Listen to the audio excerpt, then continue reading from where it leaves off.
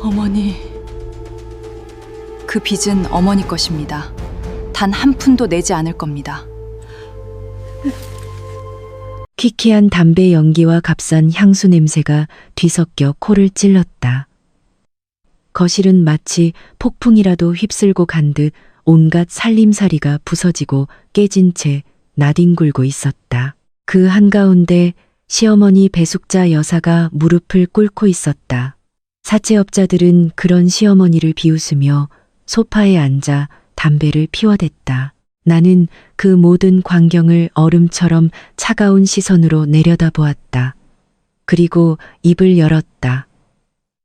어머니, 그 빚은 법적으로 어머니의 것입니다. 저는 이 집을 구하기 위해 단 한 푼도, 단 하나의 법률 자문도 제공하지 않을 겁니다. 조용하고 순종적이었던 며느리가 어쩌다 자신의 시어머니를 사채업자들 앞에 내던지게 되었는지 이해하려면 우리는 정확히 48시간 전으로 돌아가야 한다. 사무실의 형광등은 한밤중에도 대낮처럼 환했다.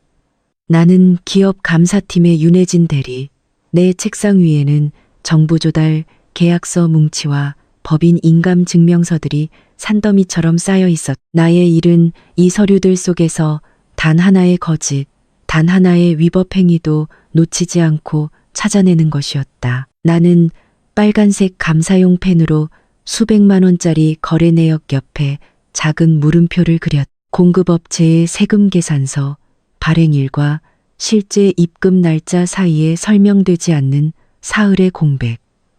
내 직감은 이런 사소한 균열에서 거대한 비리의 냄새를 맡곤 했다. 그때 휴대폰이 짧게 울렸다. 시어머니였다. 혜진아, 이달 용돈 아직 안 들어왔구나. 그리고 우리 집 정수기 바꿀 때가 된 것 같은데. 노골적인 독촉이었다. 나는 깊은 한숨을 내쉬며 모바일 뱅킹 앱을 켰다. 다가올 주말의 가족 저녁 식사에서 잔소리를 듣지 않으려면 지금 평화를 사는 편이 나았다. 나는 약속된 금액을 이체하고 정수기 값을 위해 현금 30만 원을 추가로 인출했다. 은행의 노란색 봉투에 돈을 담아 가방 깊숙이 넣었다. 나는 그때까지만 해도 전혀 몰랐다. 나의 날카로운 감사 능력이 곧 부패한 공급업체가 아닌 내 가족을 향하게 될 줄은. 일을 마친 나는 남편 강도윤의 차에 올라탔다. 지옥 같은 가족 저녁 식사를 향해 시댁에 도착했을 때 거실은 이미 동서 임채원의 목소리로 가득 차 있었다. 그녀는 남편 사업이 대박이 났다며 떠들어대고 있었고 시어머니는 자기 딸이라도 되는 양 맞장구를 쳤다. 어머, 우리 혜진이 왔니? 옷이 그게 뭐니? 꼭 동사무소 직원 같네. 채원은 나를 위아래로 훑어보며 비웃었다. 그녀는 머리부터 발끝까지 명품으로 치장하고 있었다. 특히 눈에 확 띄는 새빨간 디자이너 코트는 그녀의 오만함을 그대로 보여주는 듯했다. 나는 입술을 깨물며 대꾸 없이 부엌으로 향했다.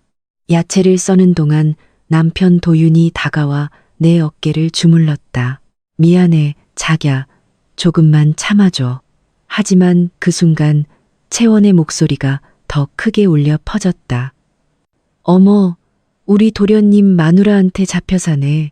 남자가 부엌에 들어가면 쓰나. 나는 도윤을 거실로 밀어냈다. 더 이상의 언쟁은 피하고 싶었다. 가방과 정수기 값을 넣어둔 노란 봉투를 거실 한쪽 테이블에 무심코 내려놓은 채 나는 묵묵히 저녁 식사 준비를 마쳤다. 저녁 식사가 한창 무르익을 무렵 시어머니가 목소리를 높였다.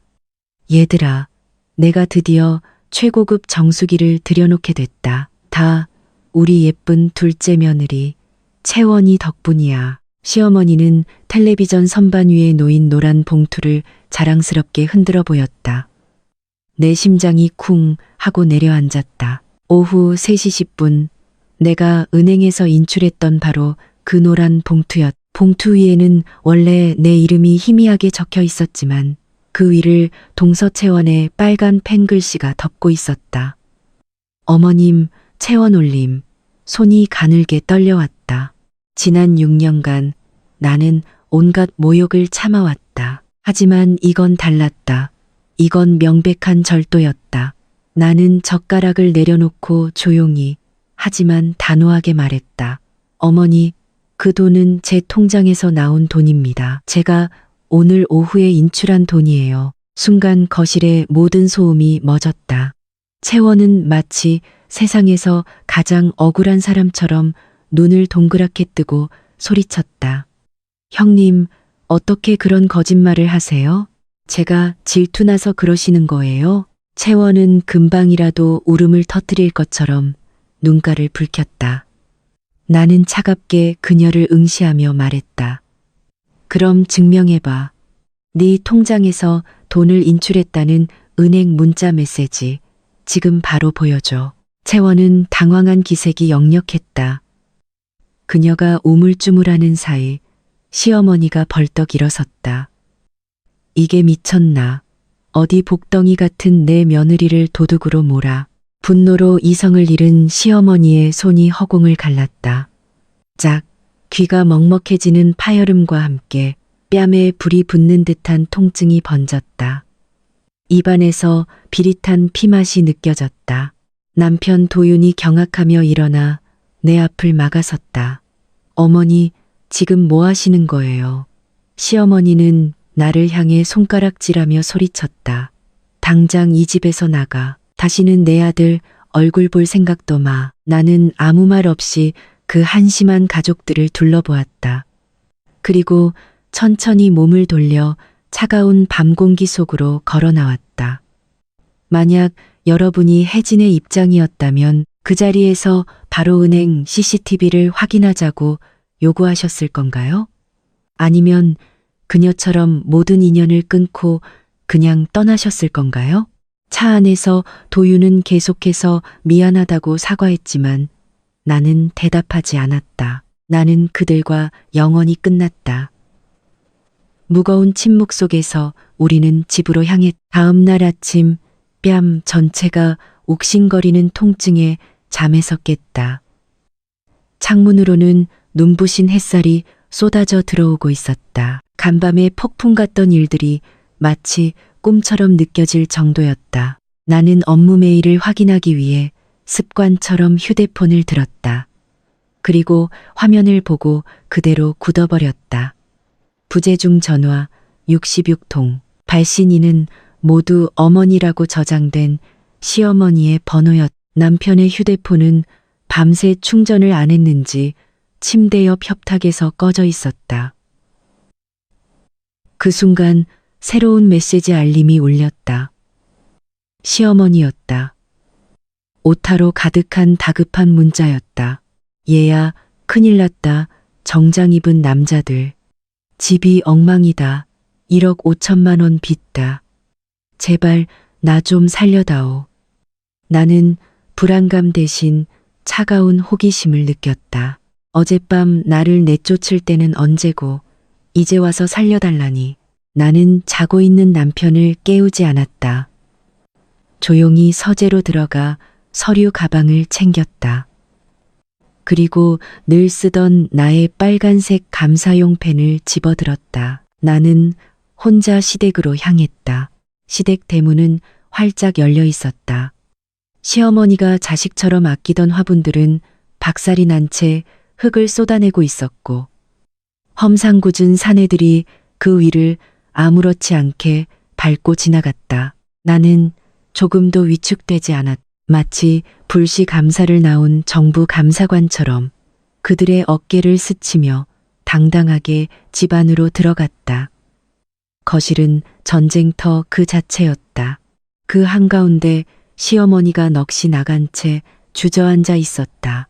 나를 발견한 시어머니는 기다렸다는 듯이 기어왔다. 아가, 내가 잘못했다. 내가 어젯밤에 널 때린 건 정말 미친 짓이었어. 제발 용서해다오. 그녀는 내 바지가랑이를 붙잡고 애원했다. 나는 일말의 동정심도 느껴지지 않았다. 그저 싸늘하게 내려다보며 물었다. 사실 관계만 정확히 말씀하세요. 정확히 무슨 일이 있었던 거죠? 시어머니가 채 대답하기도 전에 부엌에서 동서 채원이 초췌한 모습으로 걸어 나왔다. 하지만 그 와중에도 그녀는 특유의 오만한 표정을 잃지 않으려 애쓰고 있었다. 임채원은 나를 보자마자 변명부터 늘어놓았다. 아, 형님 오셨어요? 별일 아니에요. 그냥 사업상 자금이 잠시 막힌 것뿐인데 저 사람들이 너무 과민하게 구네요. 나는 채원을 무시하고 시어머니에게 시선을 고정했다. 그리고 감사팀에서 피의자를 신문하듯 정확하고 간결하게 질문을 던졌다. 어머니, 연대보증 계약서에 직접 서명하셨습니까? 아니면 그냥 인감도장만 주셨습니까?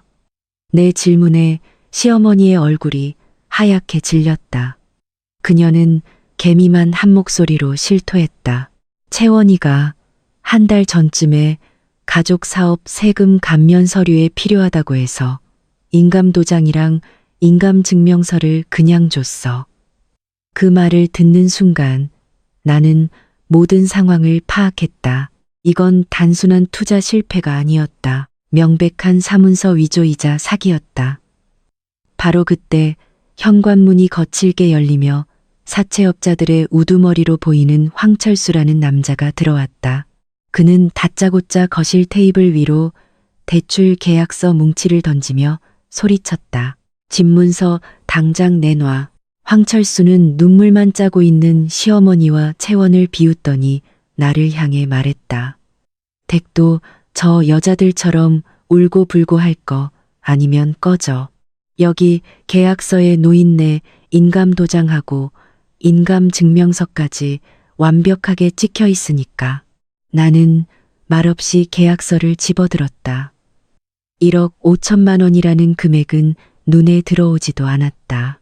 나는 곧장 계약서의 날짜, 특약사항, 그리고 첨부된 인감증명서를 훑어보았다.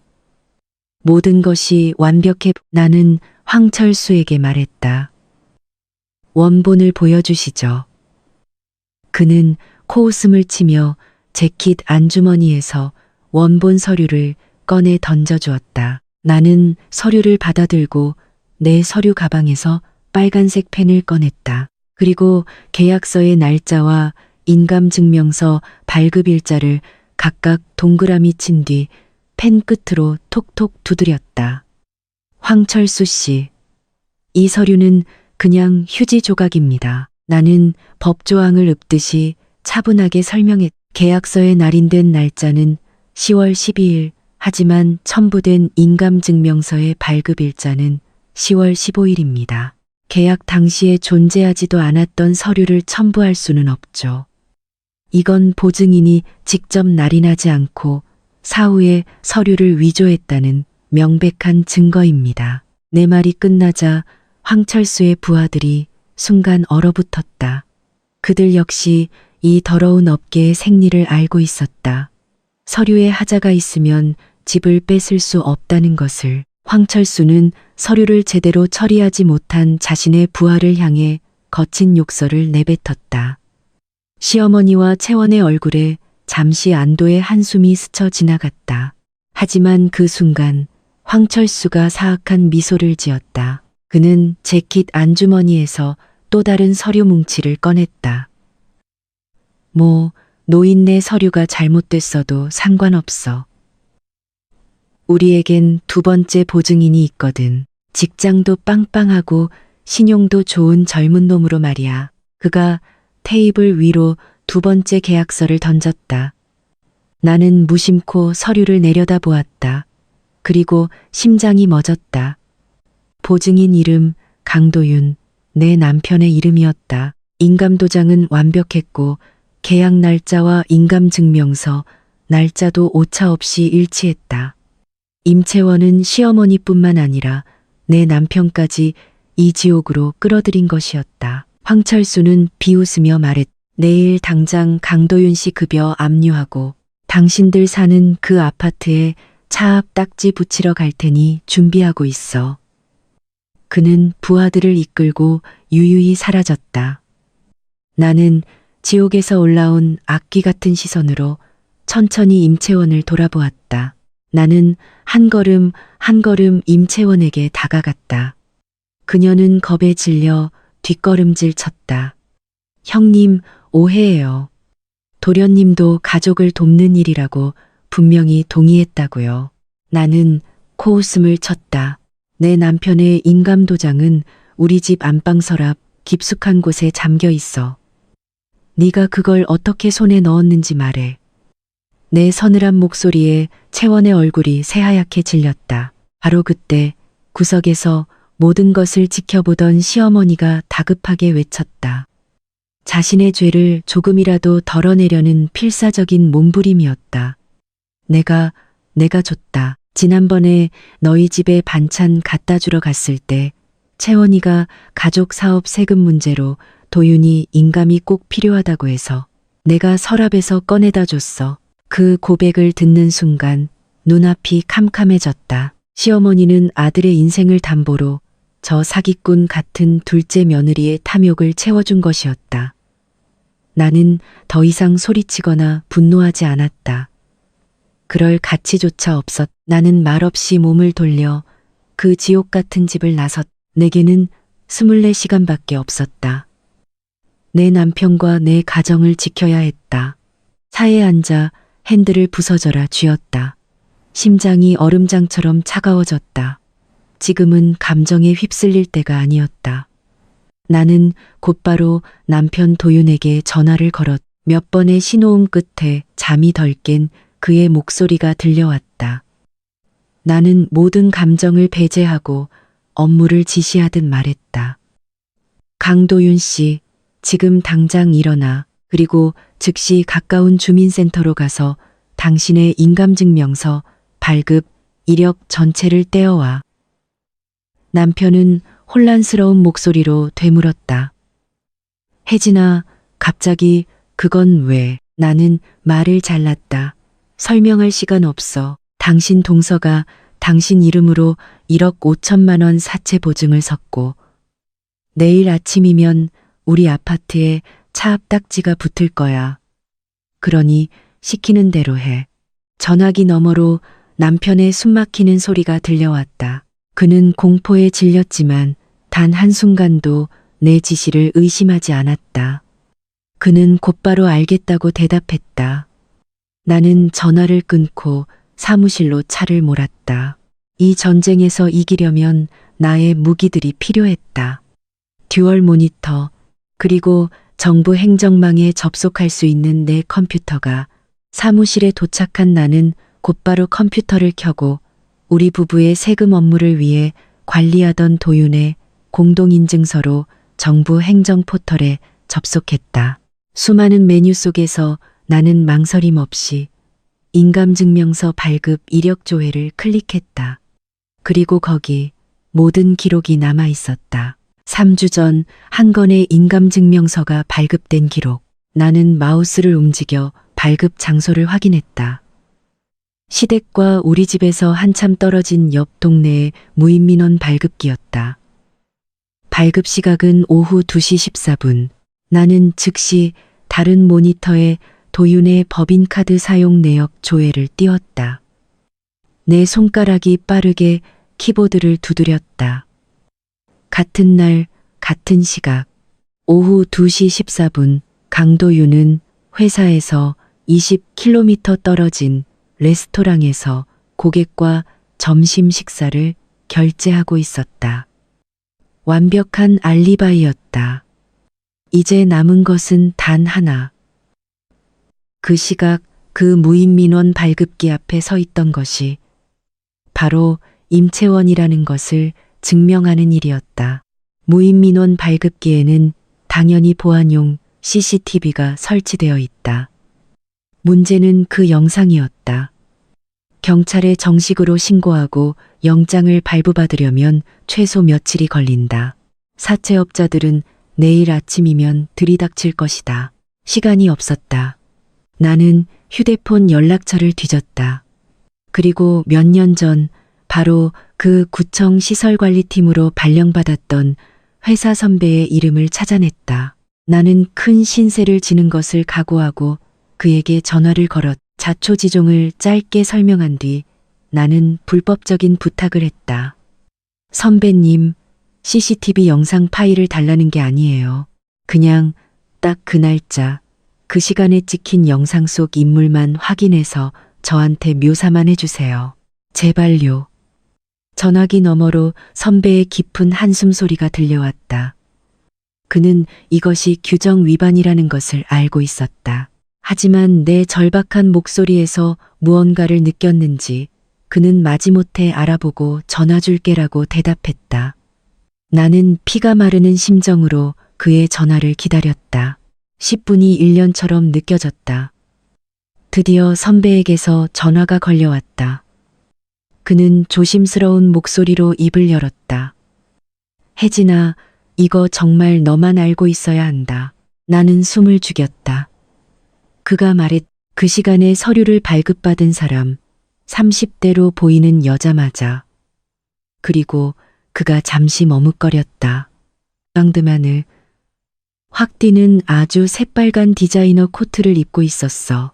그 말을 듣는 순간 나는 차갑게 미소 지었다. 어제 저녁 나를 비웃으며 자랑하던 바로 그 빨간 코트. 임채원, 너는 네 스스로 덫에 걸려든 것이다. 나는 즉시 워드 프로세서를 열었다. 그리고 임채원을 사회적으로, 법적으로 완전히 매장시킬 무기, 내용 증명을 작성하기 시작했다. 그녀의 범죄 사실을 낱낱이 기록한 지옥으로 보내는 초대장이었다.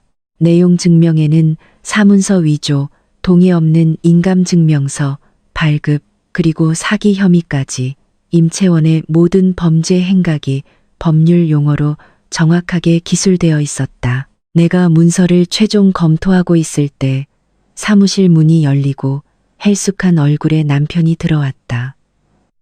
그의 손에는 주민센터에서 발급받은 두툼한 서류 봉투가 들려 있었. 혜진아, 우리 집 정말 괜찮은 거 맞아? 그의 목소리는 공포로 가늘게 떨리고 있었다. 나는 그에게 대답 대신 방금 막 인쇄한 내용 증명 초안을 보여주었다. 그리고 그의 눈을 똑바로 바라보며 말했다. 단 한 푼도 잃지 않을 거야. 하지만 조건이 있어. 지금부터 당신의 어머니와 형네 가족 문제는 온전히 내 방식대로 처리할 거야. 동정심도 용서도 없이. 당신은 어떤 개입도 해선 안 돼. 동의해? 남편은 문서에 적힌 끔찍한 사실들을 읽어내려가며 입술을 깨물었. 자신의 어머니와 형수가 자신의 인생을 송두리째 파괴할 뻔했다는 사실을 마주한 그의 눈에 분노와 배신감이 이글거렸다. 그는 천천히 하지만 단호하게 고개를 끄덕였다. 나에게 모든 것을 불태울 권한을 넘겨준 것이다. 남편이 자신의 어머니와 형을 완전히 버리고 아내를 지키는 것이 과연 정당한 선택일까요? 여러분의 생각은 어떠신가요? 나는 완성된 내용 증명에 내 인감도장을 찍고 깨끗한 흰 봉투에 담았다. 이제 심판의 시간이었다. 저녁이 되자 우리는 다시 시댁으로 향했다. 집안에는 시어머니와 동서채원 그리고 그녀의 남편이자 나의 시아주버니인 민호까지 모두 모여 있었다. 공기는 살얼음판처럼 팽팽했다. 채원은 우리를 보자마자 대뜸 도윤에게 말했다. 도련님, 너무 걱정 마세요. 그냥 아파트 담보로 대출 조금만 받아서 이자만 막으면 되는 일이에요. 나는 그녀의 말을 가볍게 무시했. 그리고 곧장 거실 상석. 늘 시어머니가 앉던 그 자리로 걸어가 앉았다. 그리고 테이블 중앙에 하얀 봉투를 내려놓았다. 그 순간 방 안의 모든 소음이 멎었다. 모두의 시선이 봉투에 꽂혔다. 겁에 질린 민호가 입을 열었다. 재수 씨, 그게 뭡니까? 나는 시선을 들어 임채원을 똑바로 응시하며 말했다. 교도소행 편도 티켓이요. 임채원은 헛웃음을 터뜨리며 허세를 부렸다. 형님, 드라마를 너무 많이 보셨나 봐요. 도련님이 보증에 동의했다니까요.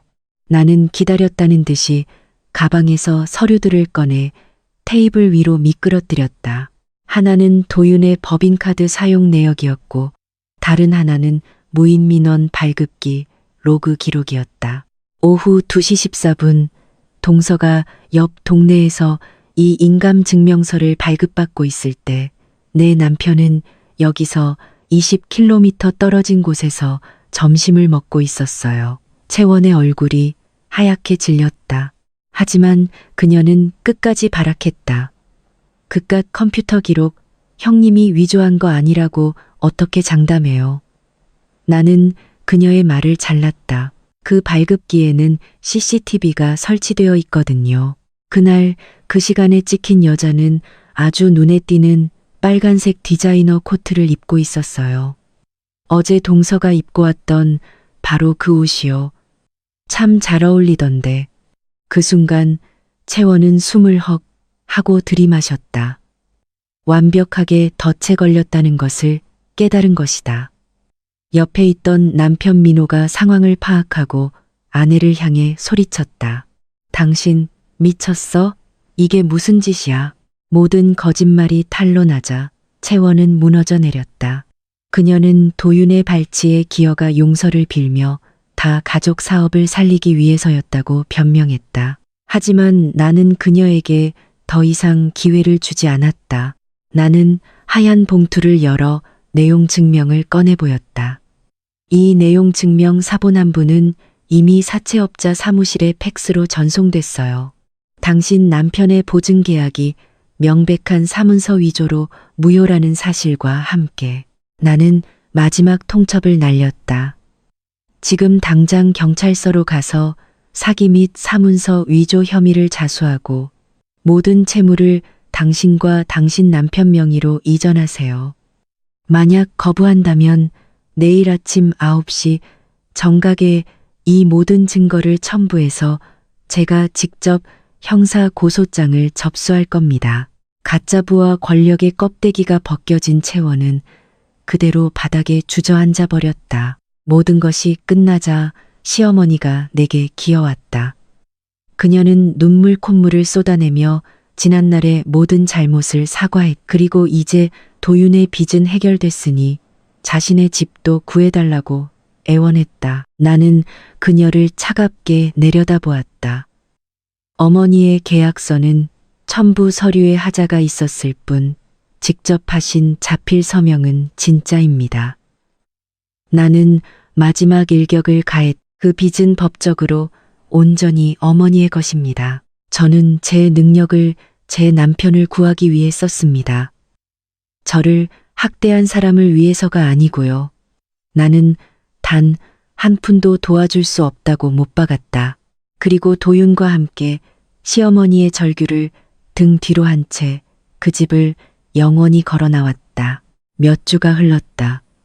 나는 다시 감사팀 사무실 내 자리에 앉아 있었다. 책상 위에는 새로운 수백만 원짜리 계약서들이 결제를 기다리고 있었다. 그때 모르는 번호로 전화가 걸려왔다. 시어머니였다. 집이 경매로 넘어간 뒤 아마 다른 사람의 전화기를 빌려 연락한 것이리라. 과거의 나였다면 의무감 때문에 받았을지도 모른다. 하지만 지금의 나는 그저 수신 거부 버튼을 누르고 번호를 차단했다. 곧이어 남편에게서 문자가 왔다. 오늘 저녁은 내가 할게. 뭐 먹고 싶은지 생각해놔. 나는 희미하게 미소 지으며 답장을 보냈다. 그리고 나의 빨간 펜을 집어들었다. 나는 이제 계약서 속의 가치뿐만 아니라 내 인생의 가치도 아는 사람이 되었다. 혜진은 자신의 전문적인 능력을 사용해 유해한 가족 구성원들과 절대적인 경계선을 그었습니다. 그녀의 치밀한 복수에 대해 어떻게 생각하시나요? 아래 댓글로 여러분의 의견을 알려주세요. 정의와 감사가 실현되는 이 이야기가 마음에 드셨다면 더 만족스러운 이야기들을 위해 구독과 좋아요를 눌러주세요. 다음 이야기에서 뵙겠습니다.